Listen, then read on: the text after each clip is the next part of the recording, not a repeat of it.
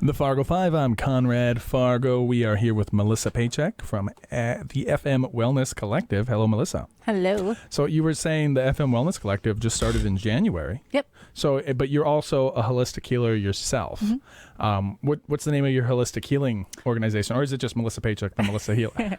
Simply Well with Melissa. Simply Well with Melissa. Okay. And how long has that been in business? So I launched my own, I was working for someone for a long time, but I launched my own business in 2020. Okay. Very exciting. If you ever come back, we'll have to talk about the launching of that. But the Fargo Fresh is not for looking back, it's for looking forward. Right. So the first thing I want to ask is what's new in the world of wellness? I mean, is this something that has a lot of changes, or is this kind of, like you said, nature has a cure? It's this old book your mother had. So is it something that's very, very old, or is it something that's very, very new, or both? Or how would you describe? I love this question. So I feel like we are waking up. You know, I feel like we as a society, we as a culture are kind of waking up. And if you look at the history of wellness and just kind of what the progression has been like, we've been in a really allopathic system for a long time. And I think that there's this recognition that this is great for some things. You know, if I have a heart attack, if I have like an acute infection, like I'm going to the hospital, I'm going to the emergency room, I'm going to get something taken care of. But I think, there's a lot of room to enhance well-being and kind of, especially people dealing with like autoimmune conditions and chronic gut conditions and even mental health conditions. People are waking up to the fact that this is not addressing my needs. Yeah. And they're starting to kind of dip their toes in and explore these other modalities of healing, which are so powerful and are really specifically geared to address those issues that they have. So you would say the reason that allopathic medicine isn't addressing people's needs is by dint of the modality, not necessarily the incentives of the industry, or which would you say this is a deep more rabbit the reason? hole. Yeah. This is a deep rabbit hole.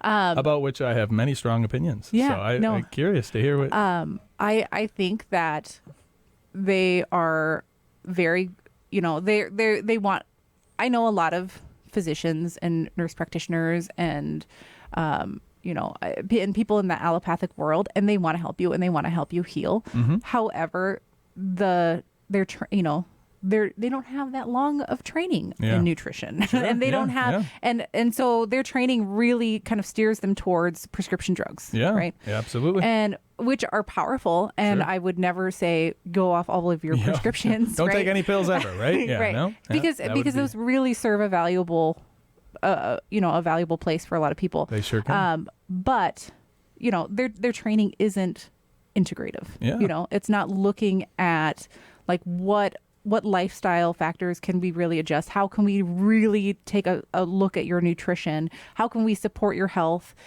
herbally with, nutrients that you're consuming? It's very like almost a mistrust of the patient. Like, I don't trust that you're going to be able to do anything. So I'm just going to give you this pill because you're probably not going to be able to make any. And maybe that is the case for some people, know. But I think that people who are really struggling with chronic conditions are wanting to make a change, and they want to get better and they want to feel good. And so they're looking towards this more integrative approach to approach their wellness. Yeah.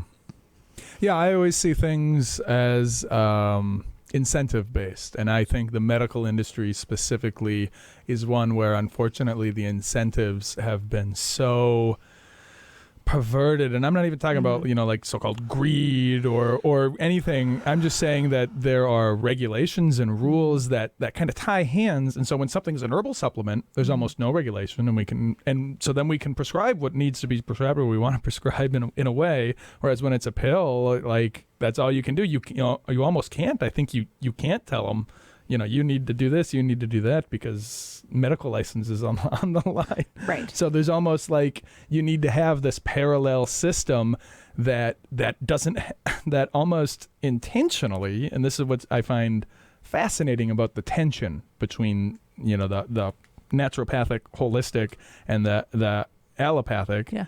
is that having a medical license is almost a liability in that it forces you into this box, and you may have personal medical a doctor may have personal medical experience or may be aware of certain things that are going on, but legally they can't even say. Their tongues are tied because they'll lose their license, whereas these holistic practitioners, they're more free to actually go with maybe some tried and true, but perhaps not, especially nutrition. Yeah.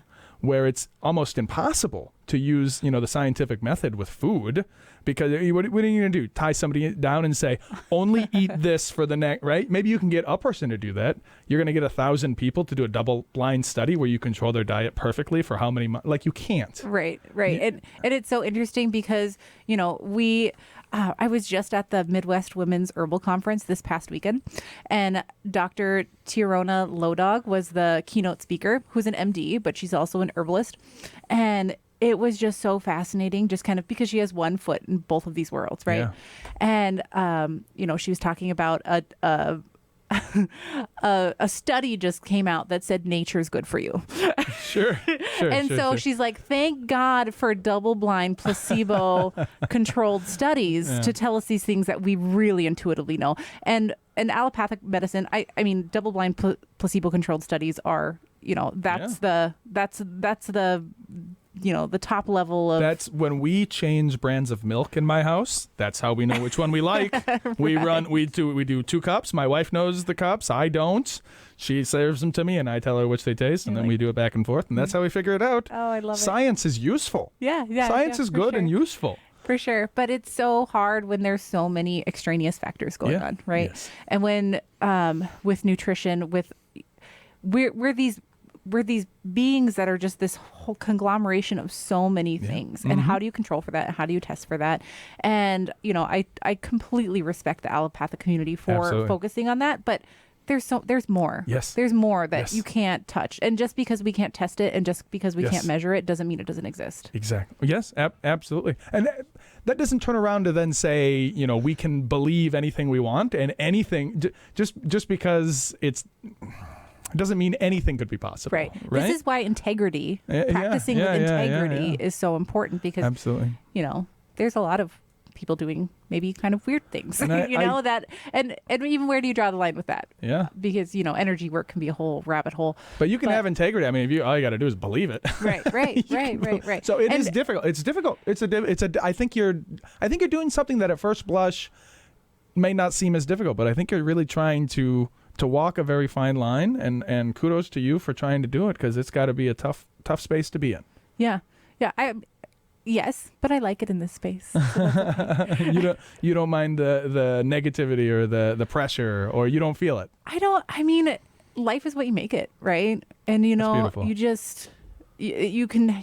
Everything is a choice, and so what are you choosing to feel? How are you choosing to approach things? How are you choosing to carry yourself in the world? That's your choice. And so I feel like focusing on inspiration and focusing on the wonderful things that you can do for people, for a community, for society, for the world at large. I mean, I feel like that's the true north, right? So I'll say this. I feel like, in the modern age, science, it's this useful, powerful thing. Mm-hmm. Not everything, like you said, you said it, you can't strain out all the variables all the time. Mm-hmm. And it's not just medicine. So I see this in the world. My personal obsession and hobby horse is like economics and political science, right? And like I think it's a farce to say that we can run these experiments when it's because how you gonna double blind an economy? You can't just A/B test economies, right? So economics is on this spectrum as well. So nutrition, health and wellness, all of these things, and it doesn't mean. And I think we come from a past where we kind of decided it just means whatever we want it. So we can't figure it out. We don't know. Nobody knows, right? So what causes the thunder? Oh, I don't know. God's moving furniture upstairs, right? Like when we really, really believe that, like as a society, we realize that we can know things by having science. But then I think you said it. We're having this awakening where we're realizing, well, some things we can know, but some things we can't know. It doesn't mean we can choose anything. Maybe we need to start with first principles. Right.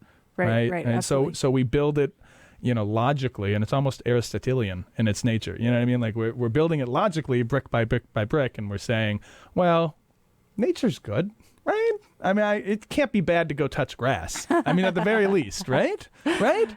Like, I don't need a double-blinded study for that. Right. But how do you, I mean, trust it?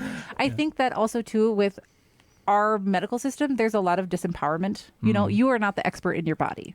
I am the expert in your body. I'm going to tell you how you feel. I'm going to tell you what's going to work for you. Yeah. Where we have so much innate wisdom. We know how things make us feel. We know that when we go for a walk in nature, that we feel refreshed, and maybe our stress levels have melted off, and we feel revitalized, and we feel connected, and maybe we feel like we're in awe. Like we know that. Like you can trust that in yourself. And so I think this kind of move towards integrative and holistic wellness is really kind of like a reclamation of your own empowerment, right? And your trust in yourself. Very well said.